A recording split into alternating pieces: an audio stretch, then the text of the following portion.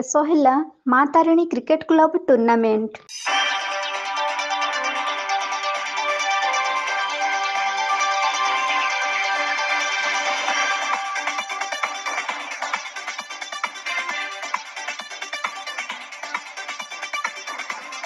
କେନ୍ଦୁଝର ଜିଲ୍ଲା ପାଟଣା ବ୍ଲକ ଅନ୍ତର୍ଗତ ମିରିଗି ଖୋଜି ଗ୍ରାମ ପଞ୍ଚାୟତର କଟାବେଡ଼ା ଗ୍ରାମରେ ରହିଛି ମା ତାରିଣୀ କ୍ରିକେଟ କ୍ଲବ।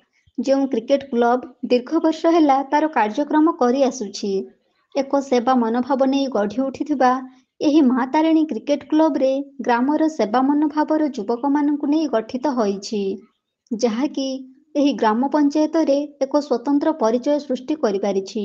ବିଶେଷ କରି ଖେଳ ଉପରେ ଅଧିକ ଗୁରୁତ୍ୱ ଦେଉଥିବା ଏହି କ୍ଲବ ପ୍ରତିବର୍ଷ ଗାଁ ପଡ଼ିଆରେ ଖେଳର ପସରା ଖୋଲିଥାଏ। ବଛା ବଛା ଖେଳାଳିଙ୍କୁ ଆଣି ଏହି ପଡ଼ିଆରେ ଖେଳ ପ୍ରତିଯୋଗିତା କରି ଏକ ଚହଳ ସୃଷ୍ଟି କରିଥାଏ।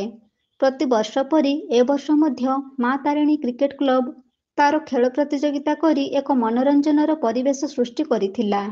16 ଗୋଟି କ୍ରିକେଟ ଟିମ୍କୁ ନେଇ ମା Tarini cricket club cricket tournament ଆୟୋଜନ କରି ସଫଳତାର ସହିତ ପରିସମାପ୍ତି କରିଛି।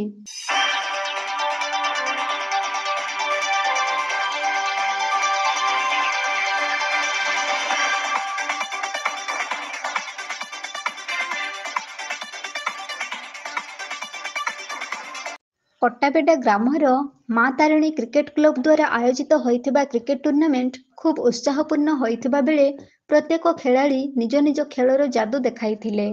16 ଗୋଟି କ୍ରିକେଟ ଟିମ୍ କଟାବେଡ଼ା ପଡ଼ିଆରେ ଉନ୍ନତମାନର ଖେଳ ପ୍ରଦର୍ଶନ କରିଥିଲେ। ଶୃଙ୍ଖଳାର ସହିତ ଶାନ୍ତି ବଜାୟ ରଖି ଏକ ଭ୍ରାତୃତ୍ୱ ଭାବରେ ବନ୍ଧୁତାପୂର୍ଣ୍ଣ ଖେଳ ଖେଳିଥିଲେ। ସମସ୍ତଙ୍କ ଖେଳ ଉଚ୍ଚକୋଟୀର ଥିବାବେଳେ ସମସ୍ତଙ୍କୁ ପଛରେ ପକାଇ ମୁସାଖରୀ ଏବଂ ବେଗନା କ୍ରିକେଟ ଟିମ୍ ଫାଇନାଲ ଖେଳିବାକୁ ଯୋଗ୍ୟ ବିବେଚିତ ହୋଇଥିଲେ। ଫାଇନାଲ ଖେଳ ଖୁବ୍ ଉତ୍ସାହ ଏବଂ ରୋମାଞ୍ଚକର ହୋଇଥିବା ବେଳେ ଲଢ଼ୁଆ ମନୋଭାବ ନେଇ ଖେଳ ପ୍ରଦର୍ଶନ କରୁଥିବା ଖେଳାଳି ଶୃଙ୍ଖଳା ଜ୍ଞାନ ଦର୍ଶକମାନଙ୍କୁ ଖୁବ୍ ଉତ୍ସାହ ଯୋଗାଇଥିଲା।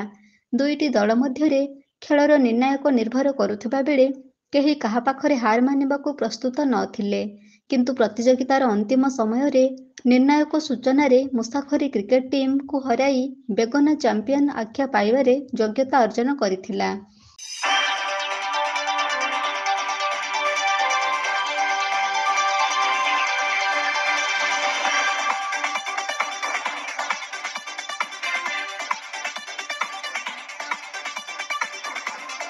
ଏହି କ୍ରିକେଟ ଟୁର୍ଣ୍ଣାମେଣ୍ଟରେ ଖେଳ ପରିଚାଳନା କରିବା ପାଇଁ ଜାଭିର ଖାନ ଏବଂ ବିଭୁ ପ୍ରସାଦ ମହାନ୍ତଙ୍କୁ ଅମ୍ପାୟାର ଭାବରେ ନିଯୁକ୍ତି ଦିଆଯାଇଥିଲା।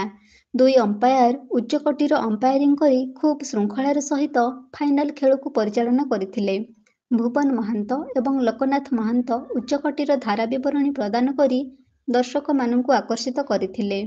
ବେଗନା କ୍ରିକେଟ ଟିମ୍ ଚମ୍ପିଆନ ହୋଇଥିବା ଯୋଗୁଁ ପ୍ରଥମ ପୁରସ୍କାର ଭାବରେ ନଗଦ 10,000 ଟଙ୍କା ସହିତ ଟ୍ରଫି ଏବଂ ମାନପତ୍ର ପ୍ରଦାନ କରାଯାଇଥିଲା। ରନର୍ସ ଅପ୍ ଦଳ ଭାବରେ ମୁସାଖରୀ କ୍ରିକେଟ ଟିମ୍କୁ ନଗଦ 7,000 ଟଙ୍କା ସହିତ ଟ୍ରଫି ଏବଂ ମାନପତ୍ର ପ୍ରଦାନ କରାଯାଇଥିଲା।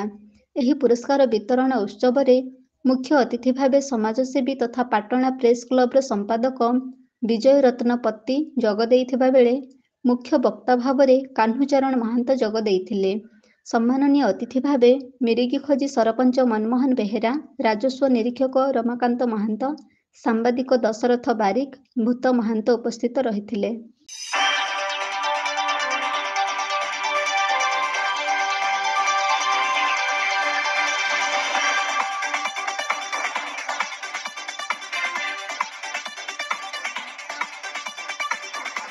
କେନ୍ଦୁଝରରୁ ଦେବାନନ୍ଦ ମହାନ୍ତଙ୍କ ରିପୋର୍ଟ, এবি ନ୍ୟୁଜ୍।